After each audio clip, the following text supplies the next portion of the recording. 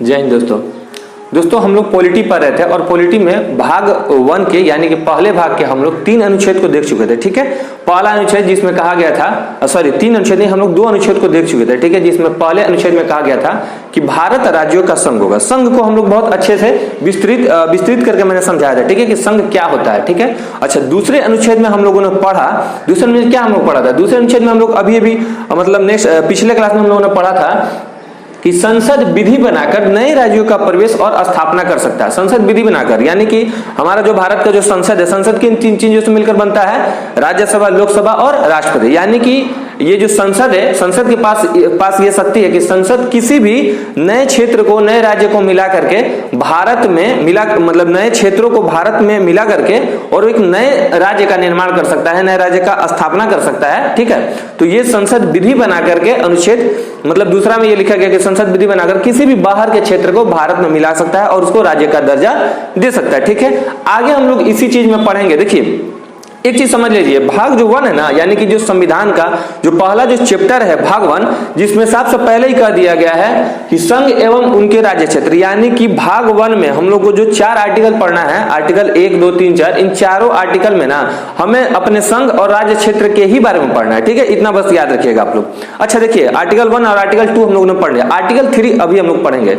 Article 2 में कहा गया था कि यानी कि हमारा संसद जो है वो अपने संघ में यानी कि हमारे भारत में किसी भी बाहरी राज्य को ले आकर के भारत में प्रवेश कर सकता है, भारत में एक नए राज्य का निर्माण कर सकता है, एक नए राज्य का स्थापना कर सकता है। लेकिन यहां पर देखिए आर्टिकल 3 में यानी कि अनुच्छेद 3 में कहा जा रहा है कि जो राज्य पहले से आ चुके हैं, यानी कि जो राज्य जो बाहर से आ चुके हैं और जो पहले से भारत के राज्य है, यानी कि जो संघ में जो राज्य शामिल है, पहले से शामिल है, उनमें हमारा संसद कुछ भी पुनर्गठन कर सकता है। पुनर्गठन यानी कि उसमें एडिट कर सकता है, मॉडिफाई कर सकता है, उसमें कुछ भी कर सकता है। ठीक है, देखिए मैंने क्या लिखा है, अनुच्छेद 3 क्या कहता है, अनुच्छेद 3 कहता है कि संसद विधि बनाकर, अनुच्छेद 2 में भी संसद विधि बनाएगा। ठीक है, संसद विधि बनाकर, कैसे अपने मन से नहीं, संसद कानून बनाकर करेगा। और अनुच्छेद 3 में भी संसद विधि बनाकर राज्यों का पुनर्गठन कर सकती है। ठीक है, राज्यों का पुनर्गठन कर सकते हैं, पुनर् मतलब फिर से उसका गठन कर सकती है। ठीक है, अब गठन किस तरह कर सकते हैं, देखिए जो पहले से संघ में शामिल हो, जो पहले से संघ में शामिल हो के कहने का क्या मतलब है, जो पहले से भारत के संघ में शामिल हो। ऐसा नहीं कि हम किसी दूसरे राज्य को ले आने से पहले उसमें हम पुनर्गठन कर दें, नहीं ऐसा नहीं होगा। हमारे देश में, हमारे संघ में जो पहले से राज्य जो शामिल है, उन राज्यों का नाम, क्षेत्र या सीमा, इन सब चीजों में हमारा जो संसद है वो विधि बनाकर उसमें कुछ एडिट कर सकता है, मॉडिफाई कर सकता है, यानी कि उसमें हमारा पुनर्गठन संसद कर सकता है। ठीक है, देखिए क्या लिखा है मैंने, आर्टिकल 3 में संसद विधि बनाकर के राज्यों का पुनर्गठन कर सकती है जो पहले से संघ में शामिल हो। ठीक है, देखिए 1947 में जब देश आजाद हुआ ना, तो देश आजाद होने के बाद सबसे पहले अगर देश के पास सबसे बड़ी यदि कोई समस्या आई ना, तो सबसे पहले आई भूमि सुधार की समस्या। क्यों आई भूमि सुधार की समस्या, अरे भूमि सुधार की समस्या तो आनी है। देखिए जैसे पहले तो राजतंत्र चलता था, किसी जमींदार के पास बहुत सारा जमीन है, किसी के पास कुछ भी नहीं है, तो यदि किसी के पास कुछ भी नहीं तो वो रहेगा कहां, ये एक बात है। तो उनको रहने के लिए गरीबों को, अमीरों को, सबको एक सुव्यवस्थित ढंग में बांधने के लिए सबसे पहले भूमि सुधार किया गया। क्यों, क्योंकि उस समय जो गरीब थे, जो निम्न कोटि के थे, जो निम्न जाति के, जो पिछड़े वर्ग के थे, उन पर बड़े जातियों ने, जो बड़े समूह के थे, जो जमींदार थे, जो पैसे वाले थे, वो बहुत अत्याचार किए थे। उनका कितने ही लोगों का जमीन वो लेकर के थे। तो जब देश आजाद हुआ ना, तो मतलब हमारे देश के पास सबसे बड़ी चुनौती आई कि सबसे पहले ना देश में जितना जो भूमि है ना, उसका पहले सुधार किया जाए। तो देश में भूमि सुधार के लिए सबसे पहला संविधान संशोधन किया गया था। ठीक है, तो पहला संविधान संशोधन मतलब क्या, संविधान में जो लिख दिया गया नियम, उस नियम को थोड़ा सा और अच्छा बनाने के लिए संशोधन किया जाता है, यानी कि एडिट किया जाता है। जैसे मान लीजिए कोई फोटो आदमी लेता है ना, फोटो को और अधिक सुंदर बनाना है तो उसको एडिट करते हैं, उसी तरह संविधान में उसको और अधिक सुंदर बनाना है, और अधिक उसको अच्छा बनाना है, तो उसको संशोधन किया जाता है। ठीक है, तो संविधान का पहला जो संशोधन हुआ वो भूमि सुधार से रिलेटेड हुआ। ठीक है, इसी तरह आगे कई सारे संविधान में संशोधन होते गए। अब आगे 5वां संविधान संशोधन हुआ 1955 में। ठीक है, 1955 में जो 5वां संविधान संशोधन हुआ, उसमें कहा गया, क्या कहा गया भाई, कि राष्ट्रपति से पूर्व अनुमति लेकर संसद राज्यों के नाम, क्षेत्र और सीमा में परिवर्तन कर सकता है। देखिए मैंने अभी कहा ना, ऊपर में आर्टिकल 3 में साफ साफ लिख दिया गया है कि संसद विधि बनाकर के राज्यों का पुनर्गठन कर सकते हैं। कैसे राज्यों का, जो राज्य भारत में पहले से शामिल हो। ठीक है, और 5वां संविधान संशोधन में कहा जा रहा है कि राष्ट्रपति से पूर्व अनुमति लेकर, पूर्व अनुमति मतलब क्या, पूर्व अनुमति मतलब कि उनको जैसे आपको किसी भी राज्य में अगर क्षेत्र में, नाम में, सीमा में कोई भी परिवर्तन करता है तो बस संसद क्या करेगा कि संसद राष्ट्रपति को सिर्फ बता देगा कि हाँ राष्ट्रपति साहब हम इस राज्य का नाम, क्षेत्र या सीमा में कुछ ना कुछ परिवर्तन करने वाले हैं। ठीक है, अब देखिए राष्ट्रपति को जब पूर्व अनुमति मिल जाएगा ना तो इसमें राष्ट्रपति पहले से ही बाध्य है कि उसको करना ही करना है। क्यों? क्योंकि राष्ट्रपति के पास ऐसा शक्ति ही नहीं है कि संसद के अधिकार को रोक दे। क्यों? क्योंकि आर्टिकल 3 में जब संविधान बना उसी टाइम में लिख दिया गया है कि संसद को यह शक्ति प्राप्त है कि वो किसी भी राज्य का पुनर्गठन कर सकती है। ठीक है, यह संसद को शक्ति प्राप्त है। तो संसद क्या करता है? संसद बस अपना फॉर्मेलिटी निभा देता है, बोल देता है कि राष्ट्रपति साहब हम आपके फलाने राज्य को जा रहे हैं, ये तोड़ने जा रहे हैं, उसका नाम परिवर्तन करने जा रहे हैं, उसका सीमा क्षेत्र बदलने जा रहे हैं। आप क्या करिए, आप फोन करके बस उस राज्य के मुख्यमंत्री को या गवर्नर को बता दीजिए कि हाँ आपके राज्य में ये होने वाला है। ठीक है, संसद बस ये राष्ट्रपति को खबर दे दिया। राष्ट्रपति चाहेंगे तो राष्ट्रपति उस राज्य के मुख्यमंत्री से, गवर्नर से ये बात बताएंगे कि हाँ आपके राज्य में ये परिवर्तन होने वाला है। अब वो राज्य जो, उस राज्य का जो विधानमंडल है वो अगर विरोध भी करना चाहे ना, वो अपने आप को तोड़ने से बचाना भी चाहे ना, तो कुछ नहीं हो सकता। क्यों? क्योंकि ये संसद के पास शक्ति है। संसद अगर एक बार ठान लिया उस राज्य को तोड़ना है, बनाना है या कुछ भी करना है, नाम में, क्षेत्र में, सीमा में कोई परिवर्तन करना है, तो उसमें संसद का हस्तक्षेप करने वाला कोई भी नहीं है। ठीक है, यानी कि संसद पर यह शक्ति है। और 5वां संविधान संशोधन में क्या किया, कहा गया कि बस राष्ट्रपति को आप पूर्व अनुमति लेकर राष्ट्रपति को आप बता दीजिए कि हाँ हम राज्य को जा रहे हैं, क्या करने, राज्य को हम जा रहे हैं थोड़ा सा एडिट करने, थोड़ा सा मॉडिफाइड करने, उसको तोड़ने जा रहे हैं, बनाने जा रहे हैं, कुछ भी करने जा रहे हैं, आप राष्ट्रपति को बता दीजिए। उसके बाद आप उस राज्य में कोई भी पुनर्गठन का काम कर सकते हैं। यानी कि पुनर्गठन का क्या काम, पुनर्गठन किस तरह, 3 तरह हो सकता है। उसके राज्य, उसके सीमा में परिवर्तन हो सकता है, उसके क्षेत्र में परिवर्तन हो सकता है और उसके नाम में परिवर्तन हो सकता है। देखिए आपको मैं उदाहरण दे रहा हूं, जैसे भारत में जो हुआ है संविधान संशोधन के बाद, उसमें कई उदाहरण आपके सामने मैं बता रहा हूं। जैसे देखिए नाम में परिवर्तन का क्या क्या उदाहरण, जैसे पहले यूनाइटेड प्रोविजन होता था, उसको बाद में उत्तर प्रदेश कहा जाने लगा। पहले सेंट्रल प्रोविजन होता था, उसको बाद में जाकर के मध्य प्रदेश कहा जाने लगा। ठीक है, तो ये नाम में परिवर्तन हुआ। ठीक है, अच्छा, ये नाम में परिवर्तन करने का अधिकार किसका है? संसद का। किसी भी राज्य का वो नाम परिवर्तन कर सकता है। ठीक है, अब देखिए क्षेत्र और सीमा परिवर्तन का बहुत सारे उदाहरण, जैसे देखिए पहले क्या था, 1 नवंबर 2000 को मध्य प्रदेश पहले बड़ा हुआ करता था। देखिए कहीं भी अगर आप छोटा सा पहले समझिए, कोई भी अगर बड़ा गांव है, अगर कोई बड़ा गांव है और उसमें एक यदि मुखिया है तो उसको चलाने में बहुत दिक्कत होगा। ठीक है, अगर उस गांव को तोड़ दिया जाए, उस बड़े गांव को 2 भाग में तोड़कर छोटा छोटा गांव बना दिया जाए और दोनों छोटे छोटे गांव को 2 मुखिया अलग अलग दे दिया जाए, तो दोनों मुखिया छोटा छोटा क्षेत्र को अच्छी तरीके से विकसित कर सकता है ना। इसीलिए बड़े बड़े क्षेत्र को ना उसके विकास के लिए, उसके अनुरूप मतलब देश के विकास के लिए उसको छोटे छोटे भाग में तोड़ दिया जाता है। ठीक है, तो 1 नवंबर 2000 को मध्य प्रदेश से तोड़ करके छत्तीसगढ़ बना दिया गया है। ठीक है, देखिए ये क्षेत्र और सीमा में जो पुनर्गठन हुआ उसका उदाहरण है। 9 नवंबर 2000 को यूपी से अलग करके उत्तराखंड बना दिया गया। 15 नवंबर 2000 को बिहार से अलग करके झारखंड को बना दिया। अभी हाल ही में आप लोग जानते होंगे कि जो 370 धारा था वो जम्मू कश्मीर को एक स्पेशल, एक विशेष राज्य का दर्जा दिया था। ठीक है, तो जम्मू कश्मीर का ये विशेष राज्य का दर्जा छीन करके 370 को तोड़ करके और जम्मू कश्मीर को राज्य से हटा करके 2 केंद्र शासित प्रदेश में तोड़ दिया गया। ठीक है, जम्मू कश्मीर के लोग और पाकिस्तान के लोग सपना यह देखते रह गए कि हम जम्मू कश्मीर को एक अलग देश बनाएंगे, हम पाकिस्तान में मिला लेंगे। अरे एक अलग देश तो छोड़िए, इनको राज्य बनाने लायक भी भारत ने नहीं छोड़ा। सरकार ने इनको तोड़ करके यूनियन टेरिटरी में बांट दिया। ठीक है, केंद्र शासित प्रदेश में, मतलब कुछ भी होगा ना तो इसका मालिक केंद्र ही होगा। ठीक है, चलिए आगे समझते हैं। अब देखिए थोड़ा सा राज्यों का ये जो पुनर्गठन हो रहा है ना, इसमें एक बार बहुत बड़ा घटना हुआ था। क्या घटना हुआ बताते हैं। राज्यों के पुनर्गठन में जो सबसे जो प्रमुख घटना हुआ था उस घटना को पहले समझते हैं एक बार।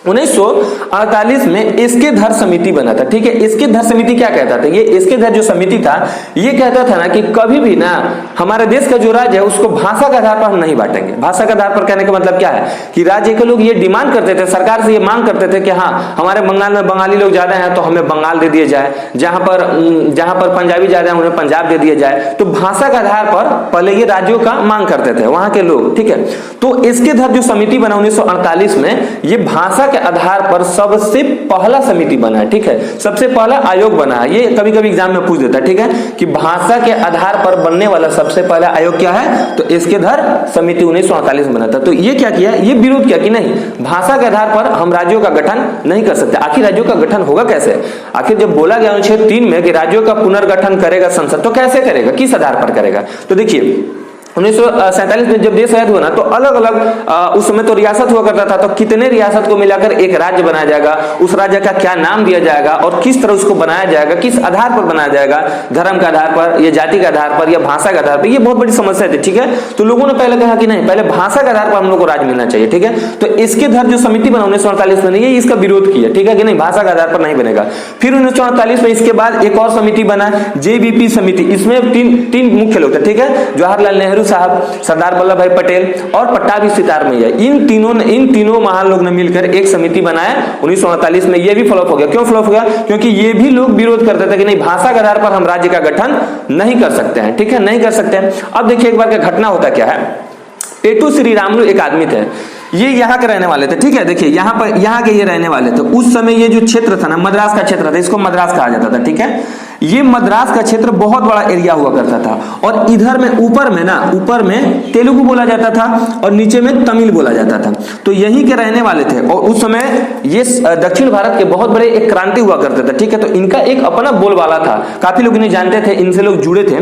तो पेटू श्री रामलू ने बोला कि हमें भाषा के आधार पर हमें राज्य चाहिए। क्यों राज्य चाहिए भाषा के आधार पर? क्योंकि यहाँ जो नीचे है ना, ये मद्रासी बोलने वाले लोग हैं और हम इनके साथ नहीं रह सकते हैं। इनको क्या करें, आप अलग राज्य दे दीजिए, उससे मतलब नहीं, लेकिन हम लोग जो है तेलुगु बोलने वाले, हम लोगों को अलग राज्य चाहिए। ठीक है, तो ये इनका डिमांड है, पेटू श्री रामलू। अब यहाँ पर जवाहरलाल नेहरू, सरदार वल्लभ भाई पटेल और पट्टाभी सितारमैया, इन लोगों ने जो अपना समिति बनाया था, उस समिति के अनुसार ये लोग विरोध कर दिए कि नहीं, हम तुम्हें किसी भी हाल में भाषा के आधार पर कोई भी राज्य बनाकर नहीं दे सकते। ठीक है, अब ये बेचारा क्या किया कि अब ये भूख हड़ताल पर बैठ गया, अनशन पर बैठ गए। लगातार ये 56 दिनों तक कुछ खाए ही नहीं। अब 56 दिन तक जब ये अनशन जब बैठ गए, जब भूख हड़ताल पर बैठ गए, तो भूख के कारण, अनशन पर बैठने के कारण, भूख हड़ताल के कारण इनकी मृत्यु हो गई। अब जब इनकी मृत्यु हुआ है ना, तब लोगों को लगा है, पूरा जो दक्षिण भारत में जितने लोग थे, यहाँ पर सारे लोग ना प्रभावी हो गए। प्रभावी मतलब एकदम आक्रामक रूप में आ गए। इन लोगों को ऐसा लगने लगा, अरे जवाहरलाल नेहरू ये देश के प्रधानमंत्री है, ये तो कसाई है। क्यों कसाई है? अरे भाई ऐसा ऐसा तो बुरा बर्ताव अंग्रेज भी नहीं करता था। अंग्रेज भी इतने दिन तक मतलब बिना खाए नहीं छोड़ते थे। वो भी हमारा कुछ ना कुछ बात मानते थे, कुछ अधिकार देते थे, कुछ नहीं देते थे, पर बात मानते थे। ये तो अंग्रेजों से भी ज्यादा शोषण करने वाले हो गए। तो अब इनका ना विरोध होने लगा, पूरे देश में विरोध होने लगा। और इनके साथ साथ ना कई देश के और भी सारे क्षेत्र थे जो ऐसा चाहते थे कि नहीं, हम लोगों को ना भाषा के आधार पर ही राज्यों का गठन होना चाहिए। तो सारे देश के लोगों जो भाषा के आधार पर राज्यों का गठन का जो सपोर्ट करते थे, उन सारे लोगों को ना, इनके लोगों को समर्थन मिलने लगा। पूरे देश में ना एक भौचाल जैसा मच गया।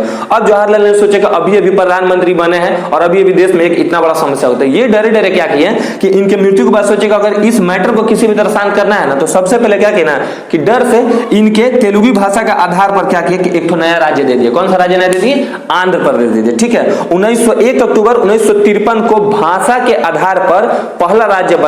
यही पेटू श्री रामलू के सबसे बड़ा योगदान के कारण, और 1 अक्टूबर 1953 को भाषा के आधार पर आंध्र प्रदेश का नया राज्य का गठन हुआ। और ये जो आंध्र प्रदेश राज्य है ना, ये भाषा के आधार पर बनने वाला देश का पहला राज्य है। ठीक है, अब देखिए क्या हुआ।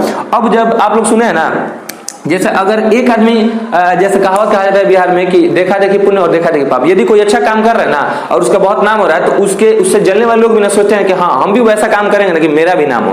ठीक है, तो देखा देखी यानी कि जैसे ही इस राज्य को एक भाषा के आधार पर राज्य का जैसे दर्जा मिला ना, पूरे देश में भाषा के आधार पर राज्य का दर्जा मिलने के लिए पूरा बात उठ गया। ठीक है, चारों तरफ यही भौकाल मचने लगा कि हाँ हमारे भी राज्य को भाषा के आधार पर दर्जा मिलना चाहिए। तो अब तो जवाहरलाल नेहरू पड़ गए फेरे में, अब हम करें तो क्या करें, ये तो टेंशन वाली बात हो गई। अब पूरे देश में अब क्या किया जाए, एक तो किसी भी तरह एक को खुश करने के लिए एक राज्य बना, और एक राज्य के चक्कर में पूरे देश में ही बोलबाला हो गया, पूरे देश में ही विरोध होने लगा और चारों तरफ दंगा होने लगा, चारों तरफ विरोध होने लगा। अब सोचेगा अब हम करें तो क्या करें। अब इनके पास कोई उपाय नहीं बचा, तो लास्ट में ये क्या किए कि सुप्रीम कोर्ट में ये गए। ठीक है, और सुप्रीम कोर्ट में ये समस्या लेकर गया और सुप्रीम कोर्ट को ये केस दे दिया गया। उस समय फजल अली नाम के एक सबसे बड़े उस समय सुप्रीम कोर्ट में जज थे। ठीक है, ये जज थे, इनकी अध्यक्षता में 3 लोगों का सदस्य पीठ बना, मतलब 3 सदस्यों के एक पीठ ने, 3 जज के बेंच ने एक आयोग बनाया। ठीक है, तो इसमें ये मुख्य थे, इसलिए इन्हीं के नाम पर आयोग का नाम हो गया कि फजल अली आयोग। ये 1953 में ये इनके पास केस गया। ठीक है, 1953 में जब फजल अली आयोग के पास जब ये केस गया, फजल अली मतलब ये जो तीनों मिलकर जो आयोग बना, इनके पास जब ये केस गया सुप्रीम कोर्ट में, तो 1953 में जब केस गया इनके पास, तो इन लोगों ने कहा कि नहीं, इसमें कोई बुराई नहीं है, गलत नहीं है, ये सही है। भाषा के आधार पर यदि लोगों का यह डिमांड है कि भाषा के आधार पर राज्य होना चाहिए, तो सही है, इसमें कुछ गलत नहीं है, ठीक है। तो वो लोग कैसे इसको एक्सप्लेन किए, देखिए आगे चलते हैं समझते हैं। और ये 1953 में जब ये समस्या गया सुप्रीम कोर्ट के पास, तो 1956 ईस्वी में ये एक रिपोर्ट बनकर तैयार हुआ, ठीक है। अब देखिए राज्यों का पुनर्गठन तो राज्यों का पुनर्गठन तो संसद ही कर सकता है, सुप्रीम कोर्ट तो कर नहीं सकता। ये संसद के पास अधिकार है कि राज्यों के क्षेत्र, नाम और सीमा में परिवर्तन संसद ही कर सकता है। तो ये अपना रिपोर्ट सौंपे हैं 1956 में और संसद को बोले हैं कि हाँ आप ना राज्यों का गठन भाषा के आधार पर कर सकते हैं, बशर्ते आप इसी बात का ध्यान रखिएगा उसमें साफ साफ ये कह दिया जाना चाहिए या साफ साफ ये देश के नागरिकों को, देश की जनता को ये बता देना चाहिए कि हाँ भाषा के आधार पर आपको राज्य तो मिलेगा, लेकिन ये कभी नहीं हो सकता कि यदि उस राज्य में दूसरे भाषा के लोग हैं तो उनको निकाल दिया जाएगा या उन पर किसी भी तरह का अत्याचार किया जाएगा, ठीक है। जैसे मान लीजिए बंगाल है, तो बंगाल में सिर्फ बंगाली ही नहीं रहेंगे, वहां पर पंजाबी भी रह सकते हैं, जो हिंदी भाषा भाषी के लोग हैं वो भी रह सकते हैं, उड़िया भाषा भाषी के लोग वो भी रह सकते हैं। इस तरह यानी कि सुप्रीम कोर्ट ऑर्डर दिया इनको, यानी कि ऑर्डर दिया संसद को कि हाँ आप बना सकते हैं भाषा के आधार पर राज्य, इसमें कोई दिक्कत नहीं है, लेकिन इस बात का हमेशा ध्यान रहे कि उसमें साफ साफ ये मेंशन होना चाहिए कि कोई भी भाषा के आधार पर जो बनेगा राज्य उसमें किसी और भाषा के लोग रहेंगे ना तो उनको किसी भी प्रकार का दिक्कत नहीं होना चाहिए। तब जाकर 1956 में संविधान में 7वां संशोधन हुआ और 7वां संविधान में 7वें संशोधन के अनुसार के आधार पर अब राज्य, ठीक है। और 1956 के अनुसार यानी कि संविधान संशोधन जो 7वां हुआ 1956 में, इसी 1956 के संविधान संशोधन के अनुसार उस समय 14 राज्य और 6 यूनियन टेरिटरी यानी कि 14 राज्य और 6 केंद्र शासित प्रदेश हुए, ठीक है। देखिए बाद में यहाँ पर ये जो क्षेत्र है ना, ये जो क्षेत्र ये बंबई का क्षेत्र है, यही बंबई बाद में जाकर 2 भाग में टूट गया। जो यहाँ नीचे ये जो जहाँ ऊपर जो गुजराती बोलने वाले लोग थे उन्हें गुजरात मिल गया और जो नीचे जो मराठी बोलने वाले लोग थे उन्हें महाराष्ट्र मिल गया, ठीक है। बाद में एक यहाँ पर ये जो क्षेत्र इतना बड़ा जो क्षेत्र है, ये क्षेत्र पेप्सू के नाम से उस समय प्रसिद्ध था, ठीक है। पेप्सू क्या, देखिए यहाँ पे जो हिम यानी कि जो बर्फीला क्षेत्र था, जो बाहरी क्षेत्र था ना, उसको मिल गया नाम हिमाचल प्रदेश। यहाँ पर जो सबसे ज्यादा हिंदी बोलने वाले लोग जो रहते थे ना, इनको मिल गया हरियाणा। जो यहाँ पर जो मुख्य रूप से जो पंजाबी बोलने वाले लोग रहते थे ना, इनको मिल गया पंजाब। और पंजाब और हरियाणा के बीचों बीच का जो क्षेत्र था उसको बना दिया गया चंडीगढ़। इन दोनों का राजधानी भी चंडीगढ़ हो गया और यह केंद्र शासित भी प्रदेश हो गया, ताकि ये ना इनके अधिकार में रहेगा ना इनके अधिकार में रहेगा, तो विवाद का कोई मुद्दा नहीं रहेगा, ठीक है। तो इस तरह उस समय जाकर के 1956 में भाषा के आधार पर राज्यों का पुनर्गठन होने लगा। यदि आपसे प्रश्न पूछता है कि भाषा के आधार पर सबसे पहले आयोग कौन सा बना, तो इसके धर आयोग या इसके धर समिति, ठीक है। और भाषा के आधार पर सबसे पहला राज्य कौन बना, तो आंध्र प्रदेश, ठीक है। आपको उम्मीद करते हैं कि आपको सब कुछ अच्छे से समझ में आ गया होगा। तो आर्टिकल 1, 2, 3 हम लोगों ने अच्छा से पढ़ा।